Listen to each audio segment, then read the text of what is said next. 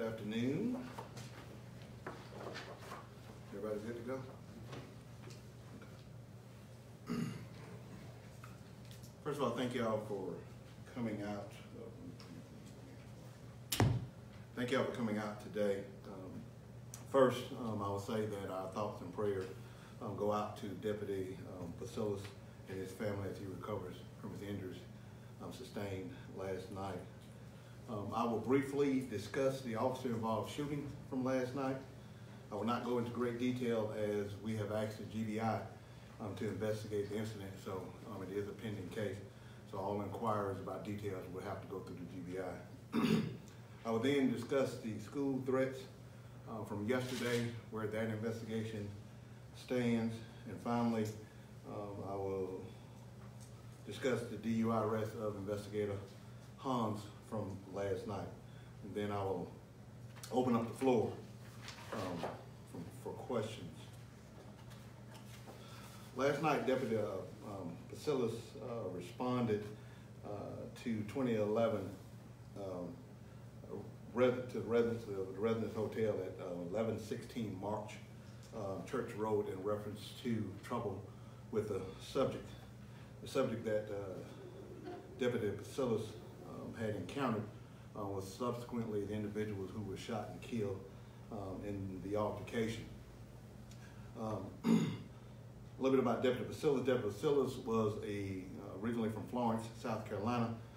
He started with this agency in July of 2017 as a jailer. After being sent and attended Mandate Academy to become a road patrol deputy, he was assigned to the road patrol in May of 2018. After graduation, he successfully completed the field training program and was assigned to the night shift. Prior to serving with this agency, Deputy Psillos was also a United States Marine for 6 years. Deputy Psillos' wounds were a stab wound to the left shoulder and a laceration to the top of his scalp, which also was a result of a knife attack. After undergoing surgery last night, he is expected to be released either later today or early tomorrow. He expected to make a full recovery. As I stated, after the incident, officers arrived to back Deputy Psillos up, took the subject into custody, so he was wounded.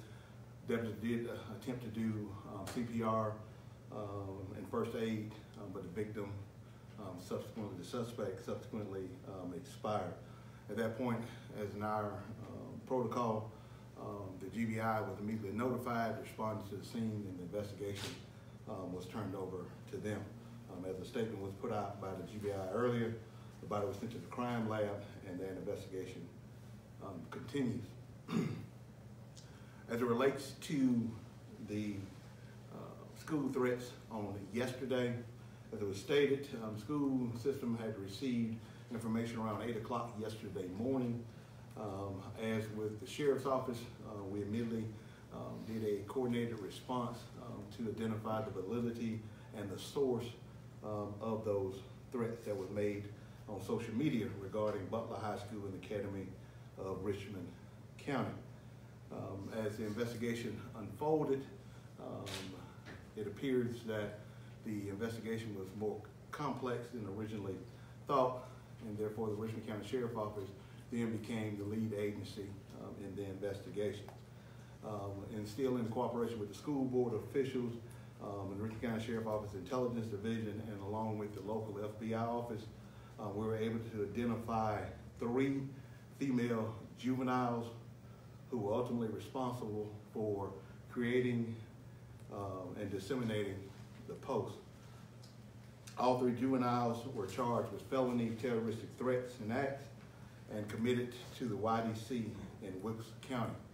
Through the course of the investigation, through admissions from all juveniles, 2 were from Butler High School, 1 was from the Academy of Richmond County, that their sole motivation was to get out of school early prior to the holidays. The original posts were scheduled only for Butler, but when the 3rd juvenile who attended Richmond became aware of the plot, they were encouraged to add Richmond Academy to the post, again, only in an effort to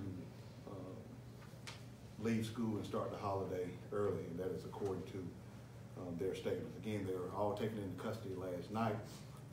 We briefed Dr. Pringle and the school board staff last night. The school will be handling any discipline from their side of it, so you have to refer to the Board of Education for any disciplinary acts as it relates to their enrollment in the school system. Finally, Investigator Hannsz was leaving work last night, ironically working on the shooting threat case from the school system. Investigator Hannsz was in his county-issued unmarked vehicle driving home. As he turned onto the road to his residence, he was stopped by a GSP deputy trooper. According to the trooper's initial report, smelled the odor of alcohol, conducted some field sobriety tests, and later determined that Investigator Hannsz was DUI. Investigator Hannsz was taken to the Charles B. Webster Detention Center and booked under the charge of DUI from charges that resulted from the State Patrol's initial traffic stop. Investigator Hannsz will be placed on administrative leave pending an internal affairs investigation through this office, and then a determination as to the result of his disciplinary action will be determined after a full report is received from my office. Investigator Hannsz started with the Richmond County Sheriff's Office in 1996 as a jailer, promoted to road patrol in 1997, and into investigations in 2006. He is currently assigned to the digital forensics unit of the Sheriff's Office in our investigator section. I will entertain any questions you have at this time. Sheriff, this is the 4th arrest of a Richmond County Sheriff's deputy in less than a month. I respect your agency for being transparent about these arrests, but what is going on? That's the question we're asking ourselves. And the sad part about it is we feel that each one of these arrests could have been prevented or avoided if some intervention had been taking place. So right now we're definitely looking at ourselves, our term policy, seeing what we can do when we identify some issues that we may feel the officers are going through, and try to intervene before it rises to the level of criminal activity. Because again, examining each one of these incidents, we do feel that if intervention had taken place, that these 4 officers probably would not be facing any criminal charges. What intervention do you believe could have happened? You're talking about from supervisors? From supervisors, from peers. Again, supervisors don't have as much contact as the co-workers or stuff that's going on. There's always telltale signs of things that are going on in individuals' lives. You have to understand, it is a stressful job being a peace officer in this county, but you still have lives to live outside of working. So there are stressors coming from all sides. So we encourage our supervisors to have conversations, to look for those telltale signs. But we also, and just to be quite honest, law enforcement is a culture where going through trouble or having problems is seen as a sign of weakness among law enforcement officers. So those who are in need of help or maybe experiencing things go through great lengths to hide those. So we're going to have to make a very concerted effort to try to break down that stigma and let you know that life goes on for all of us, and not just once we put on this uniform and this badge and this gun. So these are the conversations that we're going to be having with my command staff, frontline supervisors, and encouraging, again, the peers. You know, it is, our agency is 750 members, and we have to look out for each other. But it is not weakness, and that's what we have to come out and say. But that's why the sad part that we do feel that each one of them could have been avoided. What kind of systems are in place for maybe peers or supervisors to bring that kind of, I mean, easier said than done, because a lot of times people don't want to seem like they're ratting out their friend. Right. But what kind of systems are in place for that's, people to report those things. Absolutely, and that's what I mean when I say the culture is the fact that they don't want to get anyone in trouble because they see that this person is hurting. And we're going to have to do a better job of the fact that we do have peer counseling in place, but we do it after the fact.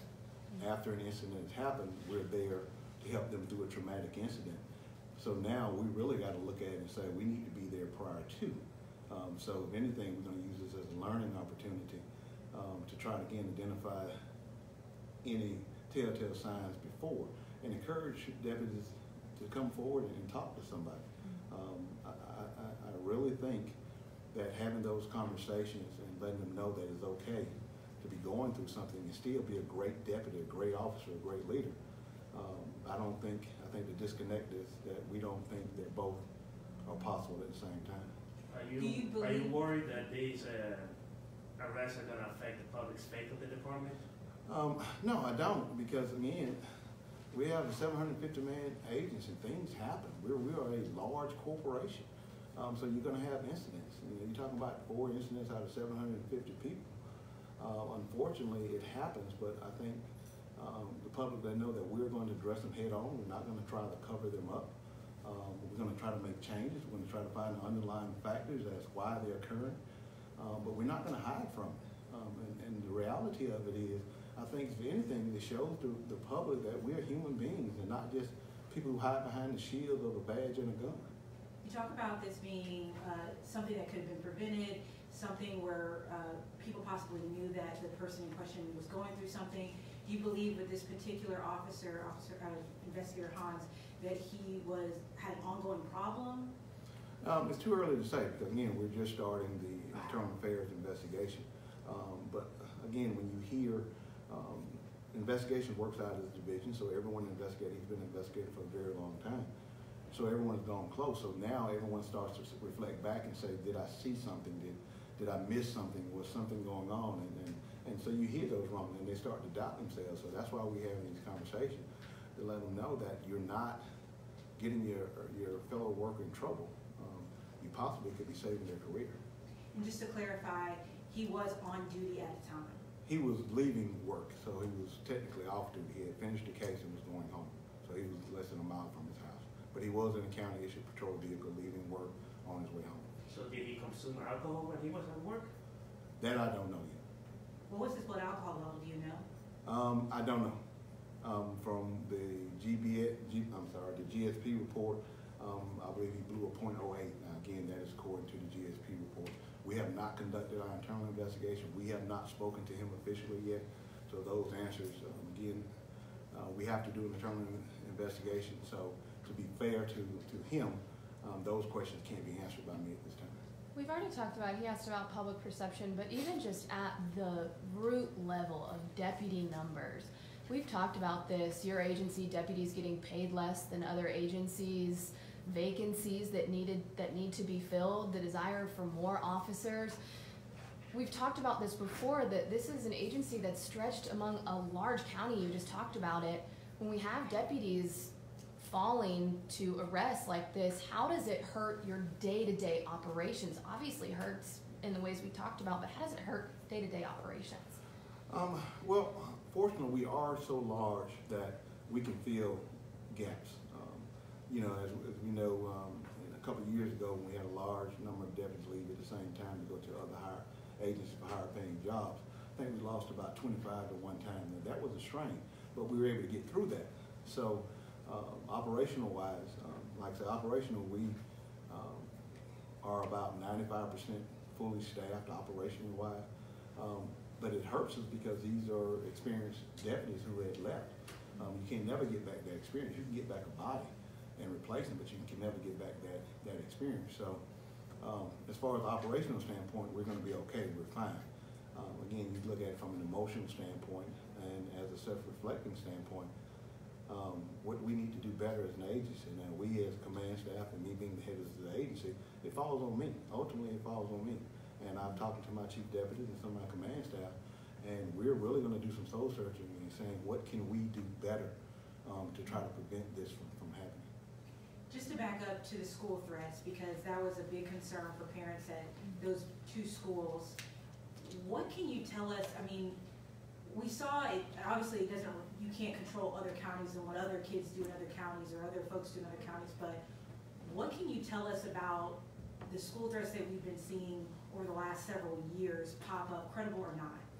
Yeah, it's the climate that we live in that now it's, when you look on the national stage and you see these horrific acts that are going on, it can't help but to say, can it happen here? I mean, we are the second largest city in the state of Georgia. We have this huge school system. So the likelihood of something happening is there. Now, what we train, we educate, but yesterday, and I used to work in the school system as operational lieutenant. Chief Clayton was the chief, so we're familiar with some of the inner workings. So that intel and knowledge kind of helps us have a great response and correspondence between our agency and theirs. But yesterday, the reason yesterday's was, I guess, so out of the norm because it was so graphic, it was so specific. I can't remember a time where anyone specifically named an employee in a threat. Usually they're vague. We've had people put bomb on the bathroom stalls, the notes, or just the random stuff, the juvenile stuff. But this took some thought, and that's why we gave such a full press response yesterday. And even though we were able to take those individuals in custody, we assured Dr. Pringle and her staff that we still have an increased presence at the schools today leading up to the holidays, just to reassure parents. We don't feel there's any credible threat still out there, but again, just to ensure parents that we're doing everything we can and we're taking every one of them seriously, because right now, you just can't blow anything off these days. It just happened. Our country and the frequency is happening. We can't take anything lightly anymore. So were these throws remorseful? Based on your investigation and the threats made to Columbia County and Byrd County yesterday as well, have you seen any connection between those threats? Because Columbia County did say that they might see some connection between the threats. We haven't, except for the fact that it's always a copycat threat. And again, and history teaches us, right before holidays, school breaks, kids think these are pranks. So it is not, but again, it's nothing to the magnitude. I think even the ones in Byrd County and Columbia County were not as specific as the one that was here in Richmond County. So I think it may be some similarities as far as copycats or trying to get a similar response, but we don't see any direct correlation between these three who had a coordinated effort with anyone outside the school system, because theirs was so vague, but ours was something that they took time out to mastermind, to create an account, to come up with the wording, to name. They try to get the maximum response effect possible, so we don't think it's connected in that regard. So yesterday during the press conference, y'all said you have one person arrested, but that they weren't a student at either Butler or the Academy of Richmond County. Where did that confusion come in, that now all three of the people that were arrested go to both those schools?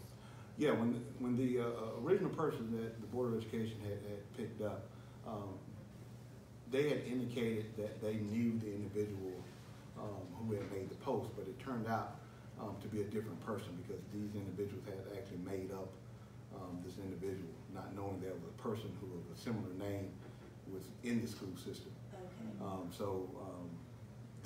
That's why the investigation, we said yesterday, was going to be ongoing, because we had to get to the person who actually came up with the account, the IP address. We had to track it down to the source. But again, yesterday's confusion was that this person was confused with a student who actually had a very similar name, who was a student of the school system. So when you have that closer connection, you immediately have to act, because that person was not in custody at the time. But as the investigation unfolded, we were able to eliminate the two subjects that we actually brought down. We actually brought in two students, and we were able to actually clear them through the investigative process. Sheriff, I know I asked you this yesterday, but we didn't have the charges then. Felony terroristic threats. Can you describe, we're on Facebook Live, I know y'all are too, maybe parents of teenagers watching this. What are the ramifications for a charge like that? It's serious. It is, and that's why, as you know, in the juvenile justice system, it takes a lot for the juvenile justice now to actually take a juvenile into custody. They give them so many chances to try to reform, to trying to change behavior, but based on the graphic nature of these threats, the response to the school system, the disruption of the school system, the fear it placed into the public. They immediately took all 3 subjects in custody. They were taken to our jail to be fingerprinted and photographed, and immediately shipped to Wilkes County last night based on the seriousness of these charges. So again, we've seen it happen before, and sometimes juveniles think it's funny and it's a joke, but this is something that will carry on their record for the rest of their lives. Will we get their ages, names, or all of mugshots? all of them are 15, so we're not going to give out any names. All of them are females. Like I said, 2 went to Butler, 1 went to Academy Richmond County, but all 3 female 15-year-olds. Were they remorseful for what they did? I don't think you can be for the extent in which they did. I don't think that for their rationale of just wanting to be out of school, where we have a culture of people who are being bullied, and we have people who are being abused at school, and real issues that have happened, and your only motivation was because you didn't want to go to school for 2 days. Saying I'm sorry, I think, just doesn't cut it in this case. That's why I think a lesson needs to be learned, and it's not going to be learned in 1 day. It's something that they're going to have to change over a period of time. So, you know, if I say they were remorseful, that's not going to change what has happened. So, apologetic, sure, but remorseful, I don't think it's set in yet, but I think it will.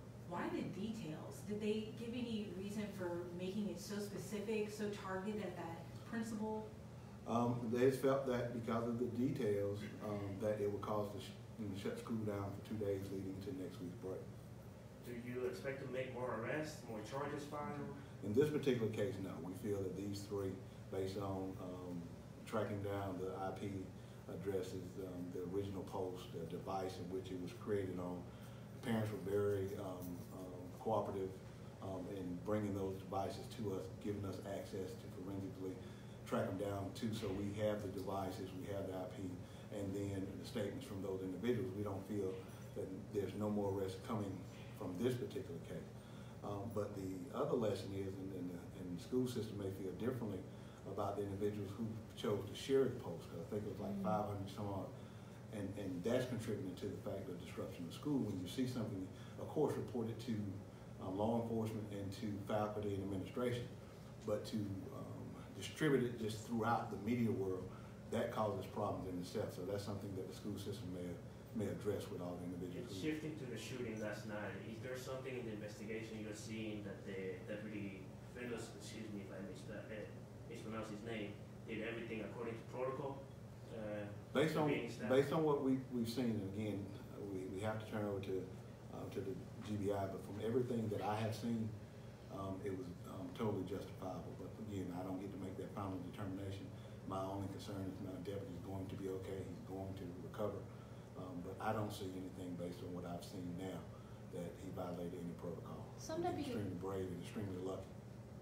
some deputies go their whole career not having to experience what this seemingly, I don't know his age, but in terms of his He was deputy 24. tenure, 24 years old. So that's young age-wise, but then also young in terms of his experience with your agency. Just talk about that. I mean, the difficulty of what he probably went through. Well, our force now is a very young force. I would say 70% of my deputies are in their 20s. So we have a new generation. Now, in this particular case, this deputy was a former Marine, so I can't speak to as what he's seen prior to joining the service. So he had a little advantage having that kind of experience. Again, can't speak to what his assignments were or whatnot, but being 6 years in the military gives him a different perspective. But again, law enforcement work and military work is somewhat different, because in the military you usually know what environment you're going into, whereas in law enforcement, every day you just don't know what it's going to be. So with this younger generation, being involved, we will help him get through this, but by the same token, we got to talk to every other 20-some odd deputy that we have here who might not have experienced this type of situation, and it affects them too. And then again, it affects the families of individuals who employ here, because when something like this happens, because it could have very went the other way, very tragic. Fortunately, the deputy was able to survive this incident, but it very well could have went the other way. So now you think about the families of these deputies when they send them out, especially coming up this holiday season. You got smaller children wondering, you know, is this the last time I'm gonna see my loved one? And that's what makes it so difficult about this job. And you know, when you're talking about fighting for deputies and pay raises and whatnot, and that's what makes it so frustrating that we have to go through this, because you just never know. You can give them all the training in the world, you can give them all the equipment in the world, but every day they go out, I can't make that promise. And that's something that the families have to live with every day, but they choose to, and the deputies choose to. So we're going to encourage the ones we see who weren't involved, and let them know how things can turn tragic very quickly. That's why training is such important, because if you do it right, you can go home every night. Difficult for the family of the man who died as well. Any interaction with his family members? I know he was from out of state. Not from my office. Again, I mean, anytime a life is lost, it's tragic, no matter the circumstances. But in this particular case, this was a result of a violent action against the deputy. So in that case, I'm extremely happy that my deputy survived. Again, any loss is tragic, so a family is going to grieve regardless. So I don't know the dynamics of his family situation yet. I don't know what has brought him here. I try again not to get in that aspect of it, because the GBI does such a great job for us, immediately responding, dropping everything, giving all the resources. They do a tremendous job for us at a moment's notice. So again, I would do nothing to hinder that investigation. But yeah, absolutely. I mean, I would say his family, the deceased family, is suffering also. Sorry, I'm just going to bounce it right back. I know there's like 3 things that we're talking about. The school threats.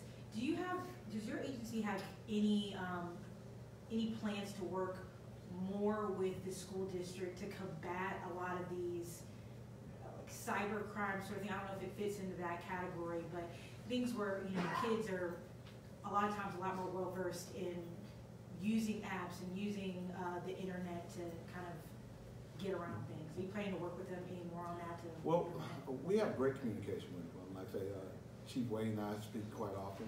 Dr. Pringle calls me directly on my cell phone when these things come up. Anytime something happens in the school system, we immediately offer our assistance. Like I say, in this particular case, we were supporting the school system, but as you say, as it got more sophisticated with the digital footprint, we were had more resources to tackle that problem than they had. That's why we took the lead.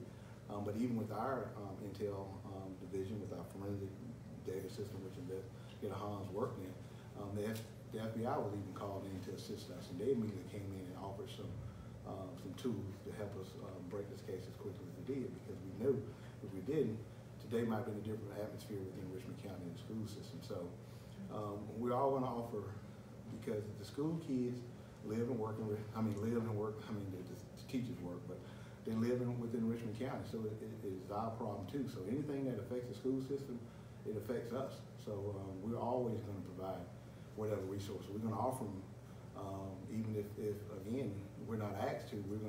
We have a standing policy that anything that goes on in Richmond County that we will intricately be a part of to help cull the situation and bring it to a conclusion, a peaceful conclusion as quickly as we possibly can. And parents, they were so frustrated about what you guys sent out when you were advising to not come and pick up your children. You hit on it a little bit in the press conference, but if you can provide any more insight. No, we didn't send that out. No, sorry, not send it out, but you did kind of give some insight into why that is. Yeah, and we know, and again, this is from a recent training I went to in Columbia, and we were talking about combating school violence. And the instinctive nature, as you saw, especially, let's just use Richmond County as an example. That is a one road into the main entrance, one road in, one road out, main access that people going. If there had been a true incident where it was dangerous, maybe a suspicious device, intruder, active shooter, we couldn't get patrol cars down that road. We couldn't get ambulances down that road. We couldn't get fire trucks down the road because of the parent traffic rushing to the school to try to retrieve your children. Now, we know that is your natural instinct. I get it, I'm a parent, I get it. But we're just telling you from a law enforcement, from a first responder standpoint, sometimes you can be hindering aid while you're trying to go save that child, because we're trying to save, if they're in danger, we're trying to save every child, not just the one. And I know the parents are saying, I'm worried about my child. We have to be worried about the 56,000 that's within our school system. So we just wanted to keep that in mind, that that you got to give us an avenue to do our jobs.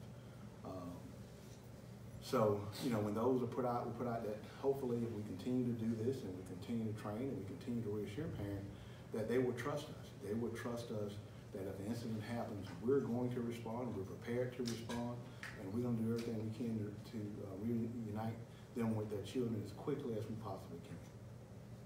Is there a protocol for BOE police to notify you guys? Like, once it reaches a certain magnitude, y'all or the district attorney or something like that? Well, anytime an incident happens, they contact us, and then we make a joint determination, should we take the lead or will we leave it in-house. So any incident happens, besides the disciplinary, of course, or something that happens on campus for a disciplinary reason, but anything of a criminal nature that happens, we're notified and we're consulted. And by the same token, anytime something that happens outside of school that involves a school-aged child, we notify the school system too, where we think that's extremely beneficial, because a lot of times you get something that happens in the neighborhood among juvenile, school board is not made aware of it, and the next day you have fights or something happens in the school next day, and they were never prepared for it because they didn't know what happened last night in the local neighborhood. So that goes both ways. So anytime it involves school-age children, we notify them. Anything they investigate a crime, they notify us, and then we make a joint decision whether we should take the lead or just provide support services for them. Anything else?